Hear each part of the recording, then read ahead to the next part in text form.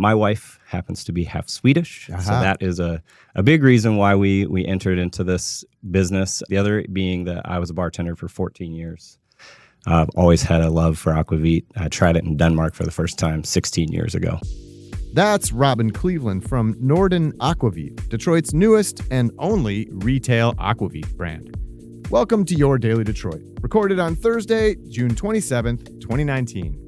I'm Sven Gustafson. And I'm Jer Stays. We're talking Michigan-made, Nordic-inspired booze today. Let's get right to it after this. Daily Detroit is brought to you in part by Repurpose. That's where you can get hired by Detroit's best startups and companies. Repurpose connects top talent like you with purpose-driven companies based on values, experience, and culture fit. Join their talent community at repurpose.co. That's repurpose.co.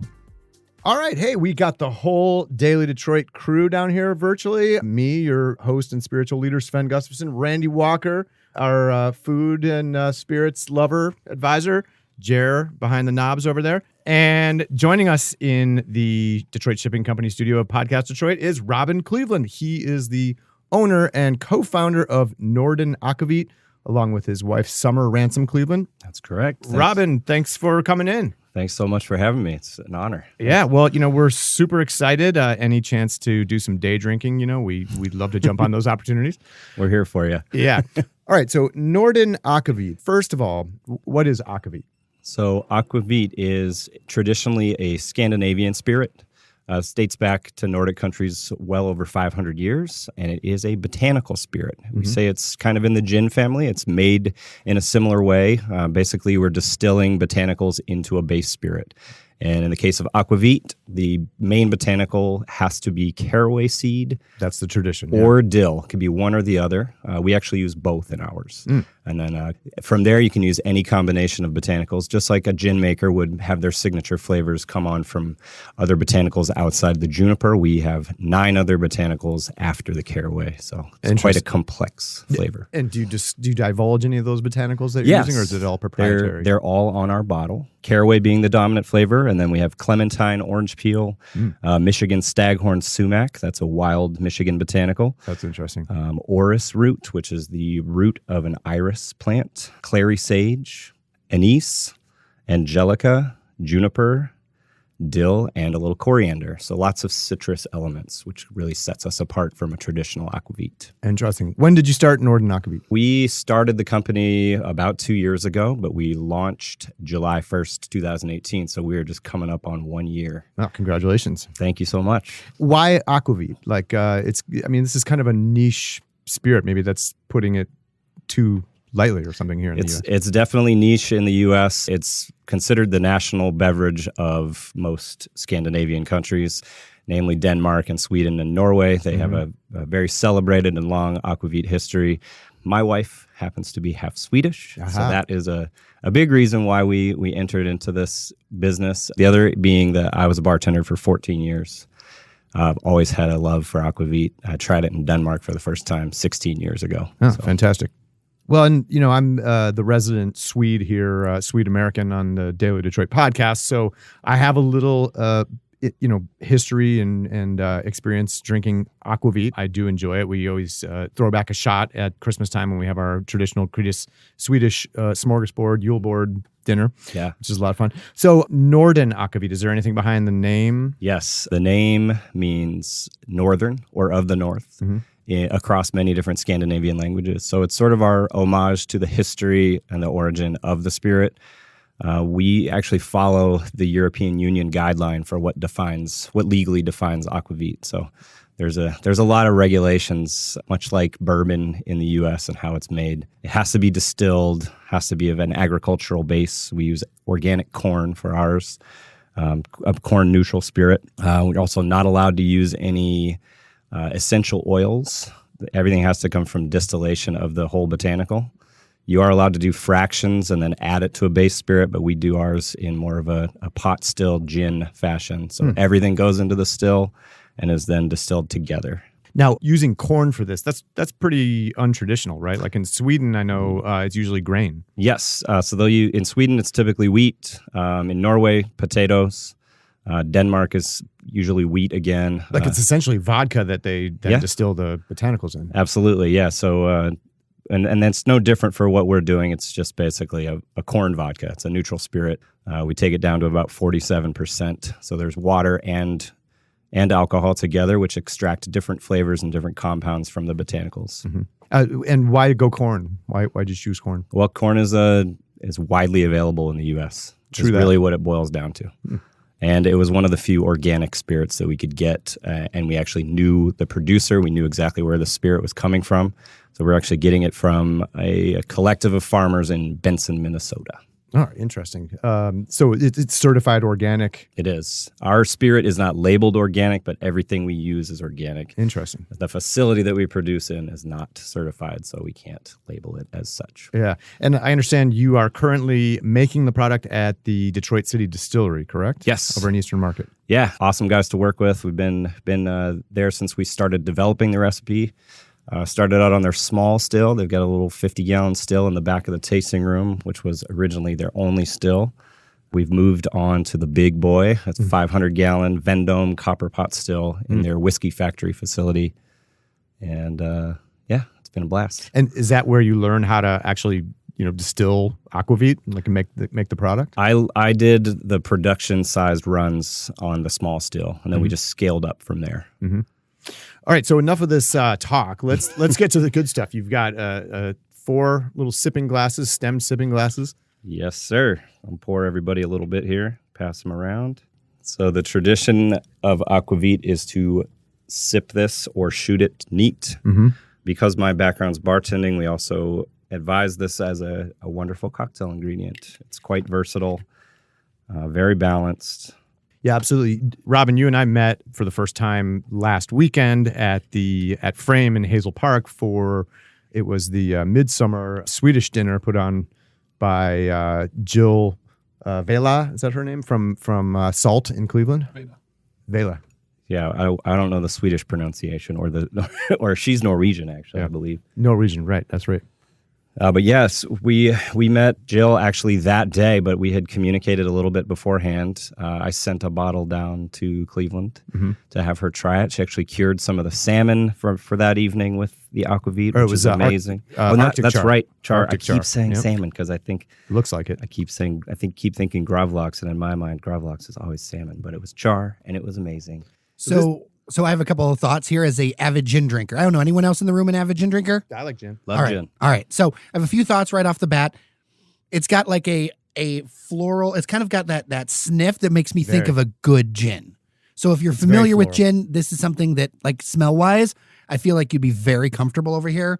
And for listeners at home who can't see this is a clear spirit, like gin or vodka is. It's definitely clean, and it's very, like, smooth. Like, it doesn't strike me as very viscous. It strikes me as very clean. If you didn't know any better, you'd think it was just water. Right, exactly. The water of life, they call it. That's what aquavit is derived from. And you mentioned the clear color. I know that, like, one of the, I think there are like 2 main brands that you can find of aquavit that you can find, kind of mass market brands in the U.S. One of them that I know is I think it's Lille from Norway. Linja. Okay. Yeah, it means line. That's aged. That one, which has pronounced caraway notes, is kind of a brownish hue. Yes, those are aged in sherry barrels shipped across the equator or the line. I did not realize 2 that. times. Yeah, but no such coloration here. We do have some barrel aging, but this is more of a traditional, what they call in Denmark, a tafel, which means table. This is a table aquavit. This would be out on the table during festive celebrations, served along with food. And you mentioned the smell of gin. It would fool you, but once you taste it. But it's also, I don't get the juniper of the gin. Oh, no. It's definitely floral and herbal, but not the juniper. Not the juniper. It's like gin minus the Christmas trees for smell-wise, which I really appreciate. All right, enough smelling. Down the hatch. Let's do it. Skull. Ooh. Now, I get strong, like, anise. There's a little anise in there. Caraway's, like I said, the dominant flavor. It's nice. It's very smooth. There's 35 times more caraway than anise in the recipe, but the anise is there. A little goes a long way. Yeah, I think it probably blends. It seems to combine really nicely with the caraway, especially on the finish. The sweetness of the anise really carries through As an absinthe fan, I really appreciate that kind of like anise like feel to it there, because absinthe kind of has that kind of like forward, and this is really nice. And do you have dill in it as well? There is a little dill. Dill and caraway are very similar. Caraway being a little mintier, brighter. The dill's a bit sweeter and earthier. And those will both contribute to the anisey flavors as well. Yep, indeed. But I don't think it's overpowering. You know, a lot of people will hear the word anise and kind of freak out a little bit. Oh, no, this is a note. This is like a little rinse. Like if you've ever had a cocktail with a tiny note, a tiny rinse of absinthe that takes it to the next level, that's more what like this is, as opposed to being forward. Mm-hmm. And I mentioned that we met at the Frame pop-up dinner the other night where they were featuring several cocktails featuring Norden Aquavit. And I had one. It's very good. It was mixed with rum, and I'm trying to remember what else was in that. Oh, God, that's the only one I didn't have. It was really good. It was really nice. So blends well in cocktails, but you mentioned also that it's very complimentary of food. It's food friendly. Absolutely, yeah. So you'd chill this and you'd sip it, cold beer, little aquavit. Like a cold Pilsner or something. Exactly. Like a crisp. Yeah. Herring, if you want to go that route, which I love to do. I love herring. I do too. My grandma used to keep it in the fridge when I was little. She had both the pickled and the cream. Both amazing with aquavit. Yeah. Gravlax would be fantastic. Gravlax are great. Anything they do the open face sandwiches on rich rye bread out there. So you get the sandwich and you double down on the caraway shrimp flavors. Oh yeah.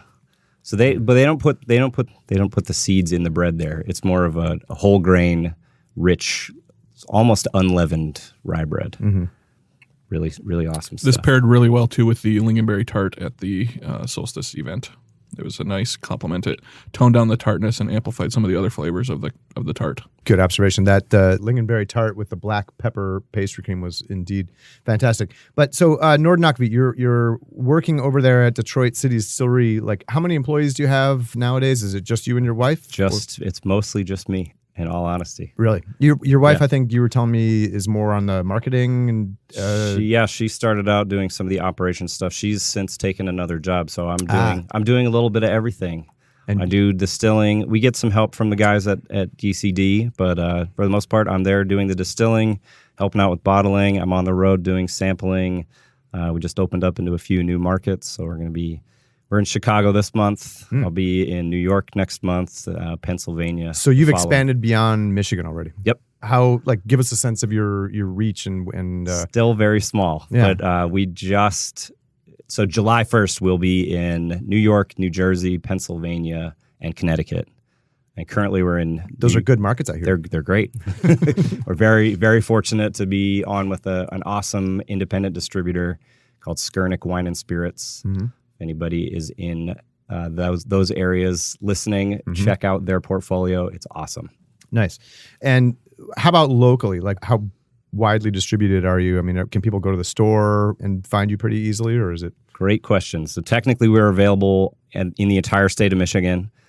Because we're still relatively new, we're just coming up on a year old, we're not in every store. And also being sort of a niche spirit, not everybody knows what aquavit is, but you can order us through Great Lakes Wine and Spirits. Our MLCC number is 18061. There's the plug right there. Yeah.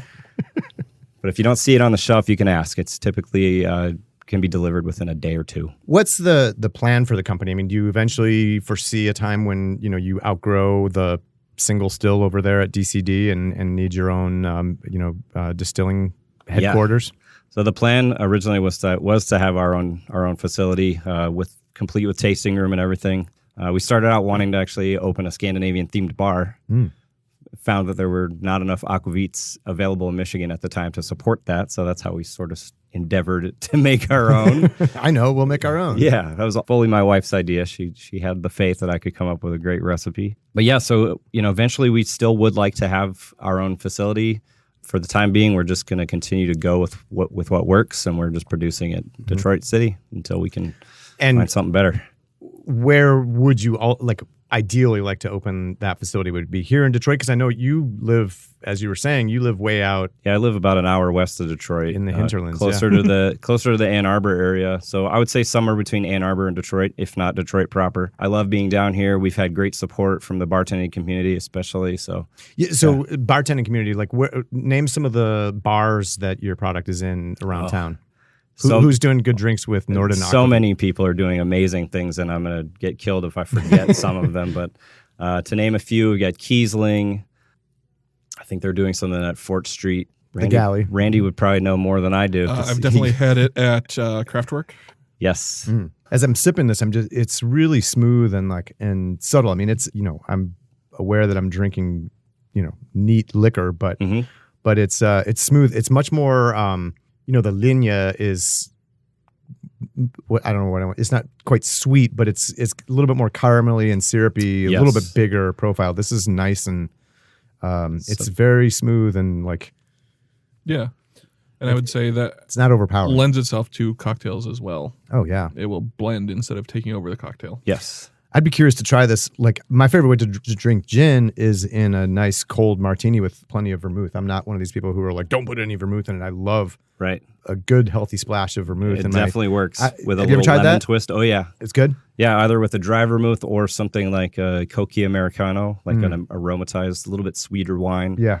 It works phenomenally. Great in a Negroni. You could throw it in with tonic, just do Aquavit tonic. And it's Negroni week, so it is Negroni rush week. out and get yourself a bottle of Aquavit to oh my God. make a Negroni. Yeah, I need to stock up on Campari. I believe it's Thirsty Thursday, folks. And I believe that these podcasts will be finished recording by 5 p.m. So it's Negroni week. I think Daily Detroit needs to celebrate. Absolutely. Well, we're doing that here. Fantastic. Well, Robyn Cleveland of Norden Aquavit, thanks so much for coming down and sharing the story of your new company and some of your Aquavit with us. It's been a blast. Thanks so much for having me. Thanks to our members at patreon.com/dailydetroit for helping us push Detroit's conversation forward. Tomorrow, we'll join our man about town, Devin O'Reilly, to talk all about food and drink news around Detroit, including, yes, yet another rooftop deck. With that, I'm Sven Gustafson. And I'm Jer Stays. Take care of each other, and we'll see you around Detroit. You're listening to the Podcast Detroit Network. Visit www.podcastdetroit.com for more information.